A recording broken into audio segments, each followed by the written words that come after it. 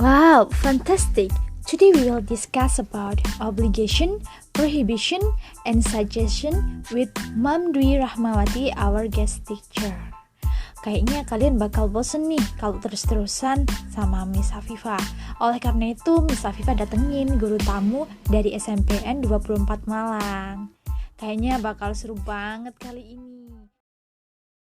Assalamualaikum warahmatullahi wabarakatuh. Welcome to my first podcast. No, I'm not alone. I'm Siti Nur Afifah with our guest teacher from 24 Junior High School, Ma'am Dwi Rahmawati. Okay, today we will talk and discuss about 3 obligation, prohibition, and suggestion. Okay. Jadi penasaran kan? What is suggestion? What is prohibition? What is obligation? Apa sih itu semua? Oke, yang pertama kita akan belajar tentang obligation. Anyone knows what is obligation? No? Okay, let's keep listen to explain from the teacher. Okay, first about obligation. What is obligation, ma'am? Obligation is something that we must do because of we have some responsibility atau kewajiban karena kita mempunyai tanggung jawab dari seseorang. Dalam bahasa Inggris, we can use must. Must untuk menyatakan suatu aturan atau kewajiban. For example is I must go to school on time. Saya harus pergi ke sekolah dengan tepat waktu. Jadi istilahnya tidak ada lagi tawaran untuk istilahnya kita tidak ada lagi tawar-menawar untuk terlambat. Karena nanti if you didn't do it, you will be got some punishment. Ketika kamu dapat itu, kamu akan dapat hukuman ketika kamu melanggar. Itu yang dinamakan dengan obligation atau tadi yang dibilang kewajiban. Itu kewajiban. Kalau tidak dikerjakan, kita akan dapat konsekuensinya. Jadi harus dikerjakan. Bisa pakai must atau yang lain? Rata-rata kita menggunakan must dan juga kita bisa menggunakan have to juga. Jadi depend on the situation maybe ya. Jadi mungkin tergantung pada situasinya kita bisa pakai must dan bisa juga menggunakan have to-nya gitu. Have to and must. Oke, itu 2 kata yang sangat harus digarisbawahi, have to and must. Mungkin untuk strukturnya, Ma'am. Biasanya untuk strukturnya susunannya sama ya. Jadi kita tetap menggunakan subjek kemudian ditambahkan dengan must dan yang perlu digarisbawahi adalah kita menggunakan verb one. Jadi untuk modal kita semuanya pakai verb 1. Tidak boleh kita menggunakan verb yang lain. Misalkan verb 2, verb 3 tidak. Karena kita tetap wajib ketika kita menggunakan modal, must kita harus misalkan must go. Itu berarti harus pergi jam sekian. Must come, harus datang jam sekian begitu. Karena menyampaikan itu tadi. Atau kita pakai have to go at 7 o'clock gitu. Kita harus pergi jam 7 tepat begitu. Kalau lebih dari itu pasti ada something-nya gitu, ya itu. Jadi untuk rumusnya subject plus must atau have to and plus verb 1. Verb 1-nya itu apa aja? Bisa ya semua kata kerja, semuanya bisa kata kerja atau verb yang tadi. Okay. Kita lanjut yang kedua. Semoga kalian udah paham. Yang kedua adalah prohibition. Ya. What is prohibition, ma'am? Prohibition adalah prohibite, artinya adalah larangan. Jadi sesuatu yang dilarang. Nah, seperti tadi, kita bisa menggunakan pakai must not, boleh pakai don't. Nah, istilahnya itu sudah memang istilahnya akibatnya adalah fatal. Kalau istilahnya begini, ketika don't touch it, jangan sentuh ini begitu. Jadi jangan sentuh itu. Ketika kita menyentuh, biasanya ada tulisannya dangerous begitu kan. Ketika kita ke tegangan voltase tinggi, ke listrik voltase tinggi, ada tulisannya don't touch it gitu kan. Atau ketika kita pergi ke kebun binatang misalkan, ada don't feed the animals ya kan. Nah kalau kita kasih makan di kandangnya harimau, apa yang terjadi? Nah tangan kita pasti kan ya hilang gitu kan. Nah otomatis ketika kita ada kata don't, nah don't itu artinya sudah jangan dilakukan. Kalau mau dicoba ya jangan, karena pasti efeknya adalah berdampak buruk. Atau misalkan kita ke pantai, ya kan, you must not swim on the beach, jangan berenang di pantai misalkan.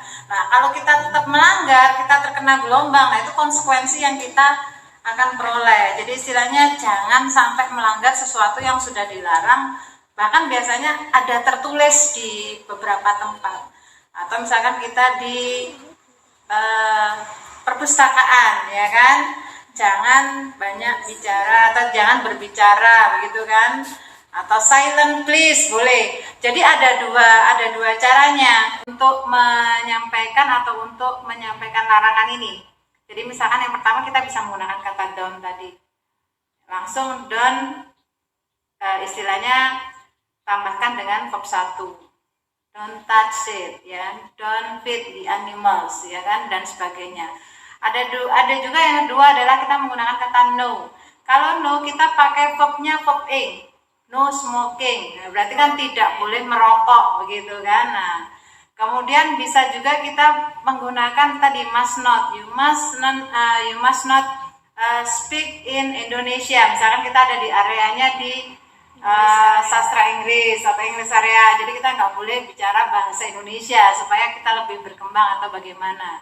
Itu. Jadi ada beberapa cara yang di situ. Kalau jadi istilahnya kita tetap menggunakan, kalau kita pakai don't, kita pakai verb 1. Tapi kalau kita misalkan pakai no, kita pakai verb ing-nya. No smoking, no speaking, no talking, and so on. Gitu.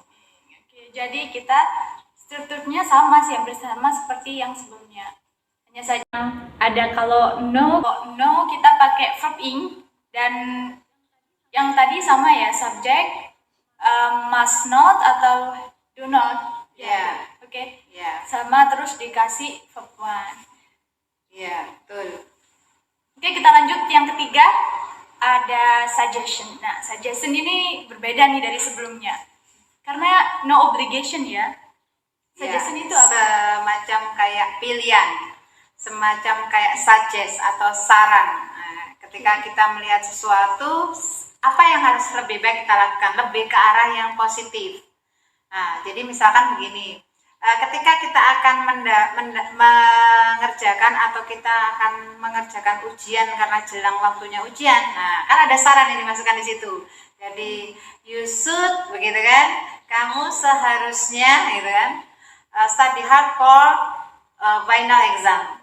Jadi kamu seharusnya belajar giat untuk ujian akhir semester, misalkan semacam itu. Kita menggunakan kata should. Tapi ketika kita sarannya negatif, istilahnya tidak, jangan, begitu. Istilahnya kita sedikit melarang tapi tidak menekan. Kalau tadi di obligation itu menekan, di suggest atau kita menggunakan kata should ini hanya semacam saran, dilakukan silakan, enggak juga enggak apa-apa, dan konsekuensinya pun juga tidak terlalu fatal, begitu. Contohnya you should study hard for your final exam. Kamu harusnya belajar tekun untuk ujian akhir. Tapi kalau dia tidak belajar, ketika kita memberi masukan dia tidak belajar, ya terserah, begitu kan istilahnya. Terserah, nanti tanggung sendiri. Paling-paling nanti nilainya jelek, paling-paling nggak, dan tidak menyebabkan sesuatu yang dangerous atau berbahaya tadi. Nah, misalkan kita juga you shouldn't speak in the libraries. Anda seharusnya tidak usah bicara di perpustakaan. Ketika dia bicara kan nggak ada yang fatal, ya kan?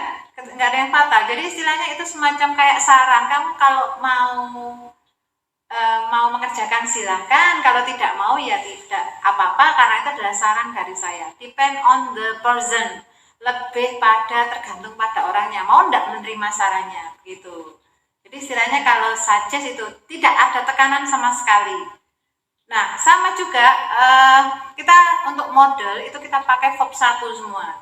Jadi subject plus should atau shouldn't, kalau misalnya memang jangan gitu, ditambahkan dengan verb 1. Ya kan? Nah, misalkan kalau tadi misalkan ada tulisannya dangerous, don't touch it. Ketika kita sudah memegang, nah kan pasti ada efeknya. Tetapi you shouldn't touch it. Kamu seharusnya jangan pegang ini. Misalkan di wet painting. Nah, di cat yang basah kan kita, kalau kita pegang ya kita kena gitu, tapi kan nggak menyebabkan apa-apa gitu loh istilahnya. Up to you, terserah mau dipilih apa enggak dari saran saya, silahkan gitu, istilahnya begitu.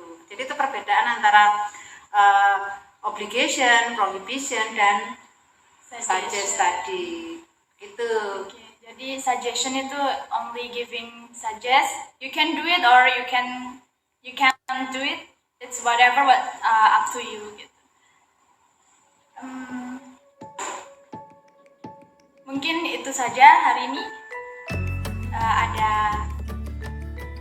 apa kata-kata mutiara mungkin, atau untuk anak-anak biar ini kan pandemi, mungkin biar semangat belajar di rumah.